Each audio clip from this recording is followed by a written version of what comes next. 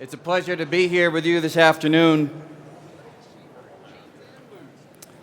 In the early hours of July 4th, next Wednesday here in Aspen, there's going to be a press conference taking place in Geneva, Switzerland, at CERN, the Particle Collider in Geneva, where scientists are going to update the world on the search for the long-sought Higgs particle. This follows a previous announcement that you may recall back in December, where the scientists gave preliminary evidence that this elusive Higgs particle had been found. And around the world right now, there are physicists who are eagerly anticipating that on Wednesday, that earlier preliminary result will turn into a definitive result, and we will have found the so-called God particle. Or in the more poetic words of Linda Resnick, to quote from an email that Linda sent me last week, physicists have finally found God in little tiny particles. Now, I should say at the outset that while the media loves this term, this name, the God particle, since there's no connection to God or religion, we physicists don't really like this name at all. The term itself actually comes from Nobel laureate Leon Lederman, who says that the actual nickname that he coined for this cagey, elusive particle was the goddamn particle. But he was writing a popular book on the subject at the time, and the publishers convinced him that this wasn't the best title for the book, so he was willing to accept this shortened form. But putting names and nicknames to the side, we may be on the verge of an historic discovery. So what I want to do in the brief time that I have here is tell you a little bit about what's going on. And I'll do it in 3 parts. In part 1, I'll tell you about what the Higgs particle is and how we've been looking for it. In part 2, I'll describe why this particle is so important to us physicists. And finally, in part 3, I'll describe why you should care. Now, you'll note I put the why you should care part at the end, because in the off chance that I don't convince you that you should care, the talk will basically be over anyway. Okay, part 1. What is the Higgs particle? Well, this part of the story, begins with a seemingly simple-sounding question, which is, where does the mass of elementary particles, electrons and quarks, where does their mass come from, right? I mean, we look around the world, and all objects have mass, which you can think of as the resistance which those objects offer to having their speed increased or decreased, right? So, for example, imagine I have in my hand a baseball or a shot put, right? And I want to speed it up. And as I try to throw it, it offers resistance. I feel that resistance in my hand, in my arm, in my muscles, and that resistance is the mass of that object. Similarly, if I had an elementary particle, like an electron or a quark, if I tried to push on it, it also would offer some resistance. That would be its mass. But the question is, where does this resistance come from? Where does the mass of the particles come from? Now, one answer that you could put forward is elementary particles have mass because they do. You can just say this is an intrinsic part of the way the universe is put together, period, end of story. Now, look, you can take that approach, but physicists don't find that kind of an answer satisfying. We don't like just so stories. We want to find a mechanism by which particles acquire the mass which experiments reveal them to have. And in the 1960s, a group of physicists working independently, largely from one another, came up with just such a mechanism, which over the decades has been most closely associated with the English physicist Peter Higgs. And what I'd like to do is tell you about this Higgs mechanism for giving particles their mass. Here's the idea. Here's Higgs' idea. Here's how it goes. Higgs imagines that all of space is uniformly filled, suffused with an invisible substance. An invisible substance sort of like an invisible molasses that permeates every nook and cranny of space. And the idea is that as a particle, like an electron, tries to move through this molasses, when you try to speed it up, its interaction with the molasses, the resistance that it feels as it tries to burrow through the molasses, that's what we interpret as the mass of the particle. And in fact, the idea is that different particles would have a different degree of stickiness, which means they would experience a different amount of resistance as they try to burrow through this pervasive molasses, which would mean that these particles would all have different masses, which is just what the experiments show.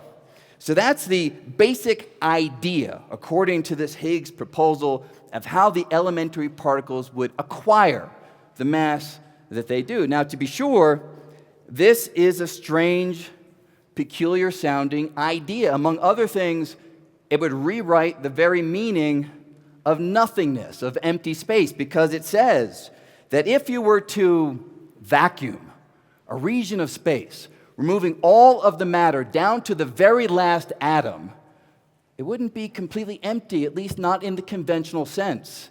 There'd still be this pervasive Higgs field, this Higgs molasses, which you can think of, therefore, as a kind of essentially unremovable occupant of space. Now that may ring a bell for those of you who have studied anything about the history of science. There's a long discredited idea that sounds kind of similar, right? The ether, right? Sounds sort of like the ether. So scientists were not at first willing to jump on board this strange idea. In fact, the first paper that Higgs wrote on the subject, it was rejected by the journal to which he submitted it. But over time, Higgs was able to convince the community of physicists, largely based upon theoretical considerations based in the math that I'm going to briefly summarize for you in just a little moment. He was able to convince physicists that this was the best explanation that we had for giving the particles the masses that they have. So much so that when I began graduate school in the mid-1980s, people spoke about this Higgs idea with such confidence, such nonchalance, that for many months, I had no idea that it was hypothetical. But it was hypothetical back then, and it is still hypothetical today, but that may all change on Wednesday, as this idea may migrate to the arena of confirmed scientific fact. Now, how would that happen? How are we looking for this invisible Higgs field, this molasses that is meant to permeate all of space? Here's the idea. There's this big accelerator in Geneva, the Large Hadron Collider, about 18 miles around. And what happens in that collider is that protons are sent cycling around the collider in opposite directions, near the speed of light, so fast that they can traverse that 18-mile racetrack more than 11,000 times each second. And these particles engage in head-on collisions. Now, the math suggests, the idea is that if the Higgs proposal is right, then when the particles collide, the energy of that collision can kind of jostle this Higgs ocean, jiggle it, kind of flick off a little droplet of the Higgs ocean. And that little droplet would be what we call a Higgs particle. Now, the scientists would not actually see the Higgs particle itself because the mathematics shows that these particles are highly unstable. They quickly fall apart. They decay into more familiar particles, photons, electrons, and neutrinos. But the idea is that by playing a kind of CSI game, looking at the particles that are produced, scientists can reconstruct the process that gave rise to them, and in that way be able to pinpoint that there was a Higgs particle there. That's the idea that they are pursuing. Now, framing it that way, it sounds maybe kind of straightforward, but this is a monumental challenge to carry out this procedure. These protons are slamming together more than 500 million times each second. So to try to find this delicate little signature of this little Higgs particle falling apart against this chaotic maelstrom of other particle processes that are taking place, well, that's like trying to hear a tiny, delicate whisper over the thundering, deafening din of a NASCAR race. Terribly difficult to do. But over the decades, Physicists have developed techniques, technology. They've built these enormous, mammoth detectors that surround the collision point and can capture all of the particle detritus, the relentless splash of particles that are being sent out every second. Take that data, feed it into some of the most powerful computers that exist, which are running millions of lines of dedicated computer code in an effort to show that this Higgs idea, this Higgs particle, is real. And this may result in a definitive discovery that we'll be looking for next Wednesday. Now, that's what the Higgs field, Higgs particle idea is all about, how we're looking for it. Why do we physicists really care about this? Or framed differently, why have we convinced governments around the world to spend $10 billion to build the Large Hadron Collider to look for this particle? Or framed another way still, is this Higgs idea really progress? Or have we simply substituted for the earlier question, why do particles have mass? The new question, why is there a Higgs field and a Higgs particle? Well, it is real progress. It takes a little bit of background to understand why, so let me quickly describe it for you. Back in the 1960s, when scientists were examining the output of the then most powerful particle colliders, they found that the blindingly chaotic and complex data that was emerging could only be understood using one key idea. And that key idea is the idea of symmetry. Symmetry is an idea that we are, of course, all familiar with. It's a kind of pattern that exists between seemingly distinct entities. But when you realize the pattern, you see that they're part of a more complete and unified whole that's easier to describe. I mean, take my face, right? Cut it in half. This side is the mirror image of this side, more or less. You put it together, it's a more unified whole. Take a snowflake, right? A snowflake has 5 distinct points, but you can rotate the snowflake, taking one point into another, realizing that they are all part of a more unified whole. Or take a sphere, a nice silvered sphere. It's got many different points on the surface, but by rotating the sphere, you can take one point into any other point, and in that way you see that they are all part of a more unified whole, which makes it easier to describe that object.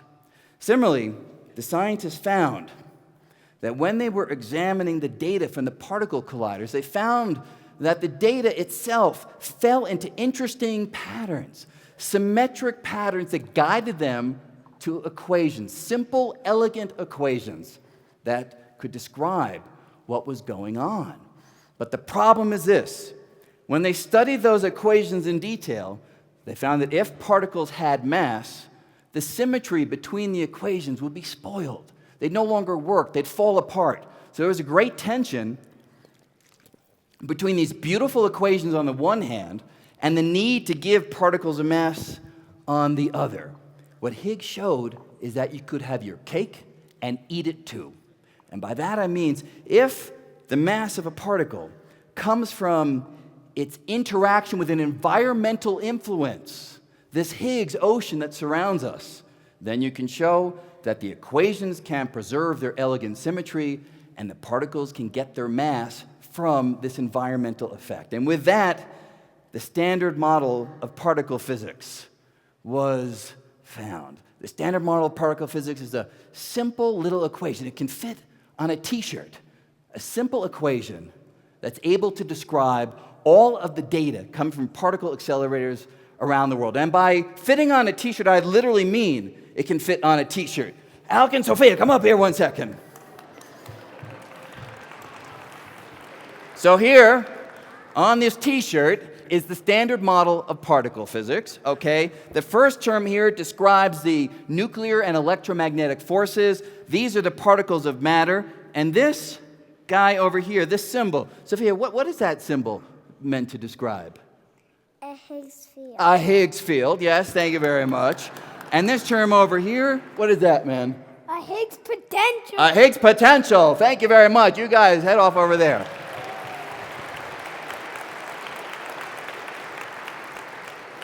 And with that simple equation, we've been able to describe data with fantastic accuracy. And every feature of that equation has so far been experimentally confirmed except for the Higgs part of it.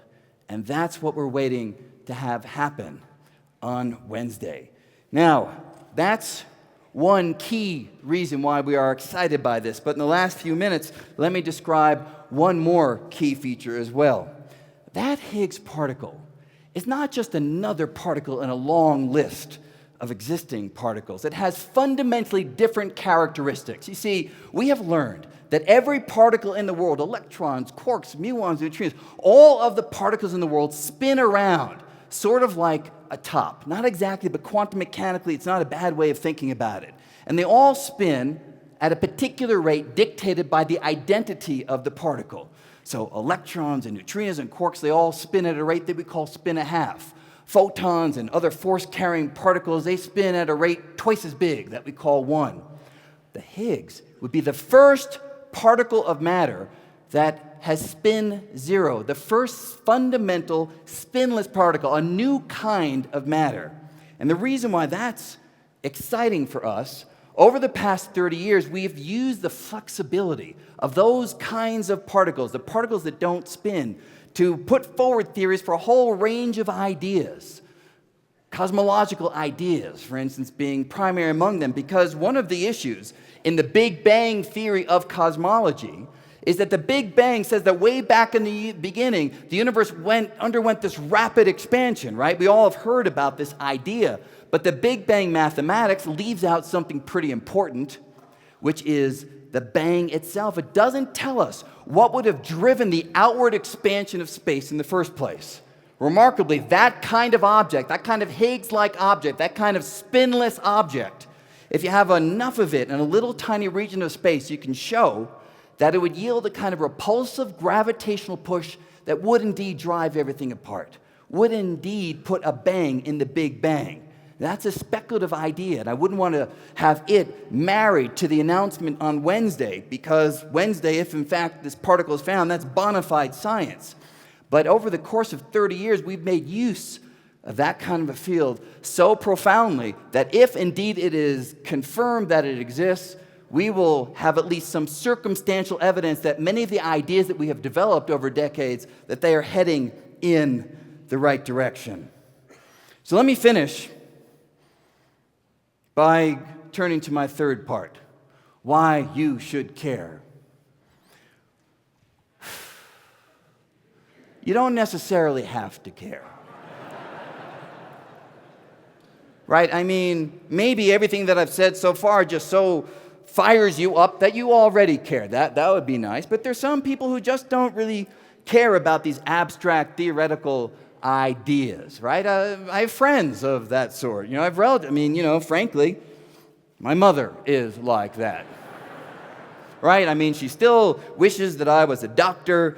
I tell her, well, I am a doctor. She says, not that kind of doctor. It's this whole thing that just keeps on going. So she needs, and many others too, something more tangible.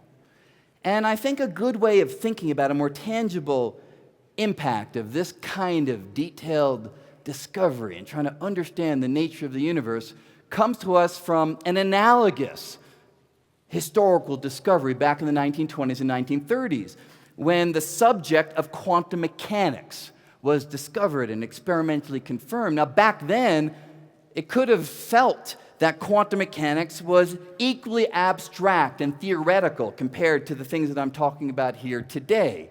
But over the course of 80 years, a theory that began life by helping to understand molecules and atoms and subatomic particles, that's what quantum mechanics is about, has been parlayed, has been harnessed by science and technology to yield all manner of spectacular technological wonders, right?